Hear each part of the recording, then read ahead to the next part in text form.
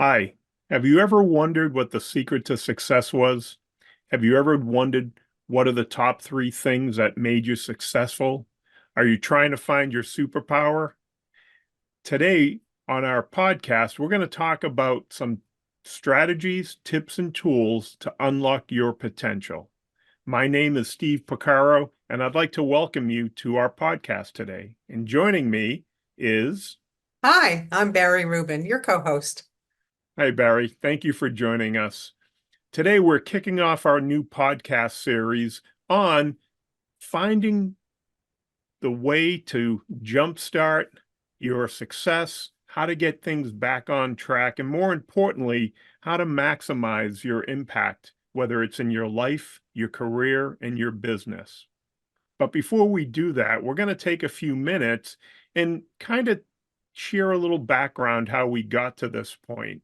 Barry and I come from some different, slightly different backgrounds, but we do share some commonality. And we're going to take a few minutes and tell our stories, and more importantly, share a little bit of our journey. Barry, would you like to kick it off, please? Sure. Um, I'm one of those people who didn't know what they wanted to be when they grew up, but I was a very good writer and I ended up majoring in English in college. I went to a liberal arts school, so majoring in communications wasn't one of the options. And I figured, well, maybe I'll be a broadcast journalist. And I moved to Los Angeles, but the broadcast journalism thing fell by the wayside pretty quickly. And I landed in sales, which is interesting because people always told me, you'd be a great teacher. And I realized that good salespeople are good educators. So I started working as a makeup artist. And what really felt good to me was watching people see themselves differently once we help them focus on what their positive attributes were and maybe push some of their less desirable attributes to the background using makeup. And that's kind of the same thing that happens when you want to be successful in your career. You try to find what you're good at and focus on it and use that to propel yourself forward. Fast forward, I ended up leaving the makeup industry because I didn't feel like both sides of my brain were equally activated, and I wanted something that would use a little bit more of my communication skills. So I ended up working in private practice in ophthalmology. That ended up being a springboard, and I ended up in the medical device field, and I used those same skills, communication and education. And I went from helping women feel more confident in presenting themselves to the world to helping doctors feel more confident presenting surgical options to their patients and helping them grow their business. When I relocated to the East Coast, unfortunately, I got laid off, which is why I originally joined one of Steve's LinkedIn groups.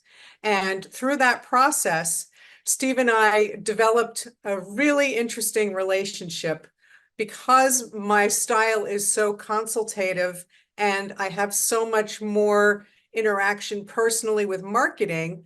That sort of became my sidekick role to Steve. So I've been helping him with marketing because we discovered, right, Steve, that I'm sort of the voice of your client because I'm a medical device sales professional who wanted to improve their work-life balance and be more successful at work.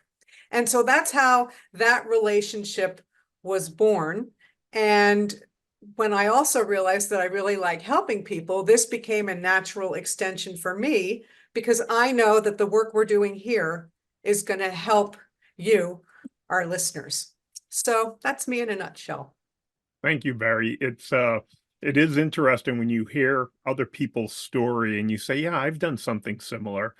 The part about going through this rotary in life, what am I going to do when I grow up? It's a common theme. Many people change and adapt. What we wanted at one point may not be what we wanted today. There are very few people I know. My wife is one of them. As an artist, she knew she was going to be an artist at 3 years old. And I was always envious. I'm thinking, man, I wish I had that. Mhm. But my story, very similar, different path. I joined the Navy at a young age. I wanted to go on to a spaceship. And growing up, I was a big fan of science fiction. And I read a lot of sci-fi magazines, and I thought the closest I would get to a spaceship was being on a nuclear submarine. Plus, I wanted to see the world, reading all these stories. They would take me away. And I joined the Navy to be a nuclear power technician, electronics, nuclear power. It was one of the hardest schools and training to get in the military, and I passed the uh, the test to get in.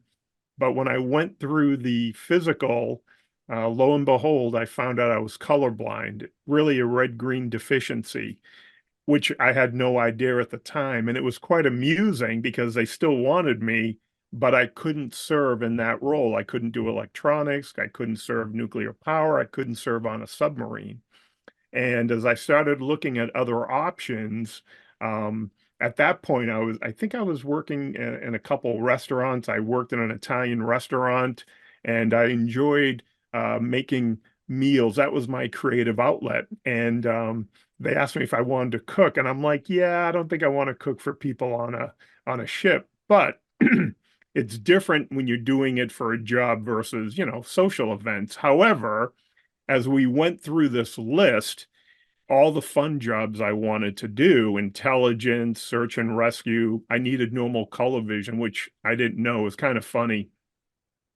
And at one point I said, why don't you just tell me, what do you need? What do you have a shortage of? And they say, the recruiter said, we need help in the healthcare, the medical section. And they gave me the brochure.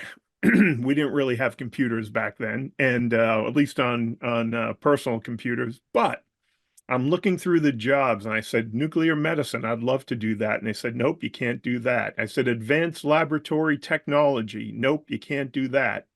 I said, what about search and rescue? I'd love to jump out of a helicopter and, help people. And they said, no, you have to be able to see the flares, the color smoke. And I was really like, oh man, this isn't going to work. Finally, they said, we do need help in the operating room. And I said, huh. In my mind, I'm thinking McHale's Navy meets MASH. And in a sense, it was a little bit like that. We were allowed to scrub on cases, first assist, and we did a lot of things in the military. I was exposed. I was in the operating room for 5 years. I did my training in Oakland, California, years ago. Had a wonderful time. I joined the Navy to see the world, and I went from the greater Boston area to Connecticut. It's a whole 2 hours away. However, this is where, like Barry said, life has a funny way of happening. After I served down at the submarine base in New London, which is very ironic, um, I was looking to get a job. I had a job lined up in Boston. I had an apartment. I was engaged. And the orthopedic rep for Synthes trauma company came by. We started talking, and he talked to me about being an orthopedic trauma consultant. And for a minute, I was a little, I don't know, I don't want to go in the dark side because I was in the clinical side. I said sales was beneath me, right? Remember, a lot of people growing up had this negative connotation of what sales was about. Yes. But I remember calling my dad, and at that point, I didn't think my dad was my dad. It's like, I don't know, I'll call him for advice. He must know something about this. And it was really, he gave me some great advice. He said, first of all, you're not selling used cars, and nothing wrong with used cars, but you're selling state-of-the-art technology. And, I thought about it because I was really into that high tech thing. He said, the other thing is, instead of just working in one operating room, you'd be working in multiple operating rooms. And I said, I can do that. And lastly, he said, instead of selling or sale, change it with another four-letter word, help. He said, you're going to be out there helping people. And up to that point, my whole life, my career was all about helping surgeons and nurses help people get back to their normal activities. So it kind of shifted my approach to the sales industry. I interviewed my manager at the time, took me under his wing. He was a combat medic in the Army during Vietnam. I was a Navy corpsman. He brought me under his wing and he taught me all about orthopedic trauma. And it really was amazing. I was able to take my background, my training, my skill set. And as Barry mentioned, that whole educational component, I was teaching people how to suture the ER techs. And we would do surgery classes on pig's feet. And it was amazing. But I loved the educational component and I love the medical device field. In my orthopedic career, I've sold everything from the neck down, basic spine equipment, trauma, sports medicine, reconstruction, biologics, DME, and a lot of other things in my career. But like a lot of people, we reach that point where I'm ready to do something else. After 23 years in the operating room, I was ready to go on to that next adventure in my life. And I wanted to use my background in sales, presentation skills, training, coaching, surgical teams through those successful surgical outcomes. And I looked around, I fell into professional coaching and training. I didn't even realize it was a profession. But since 2005, I was able to take these skills and my experience and help sales professionals, leaders, small business owners, and a lot of professionals really create that life business career that they're looking for.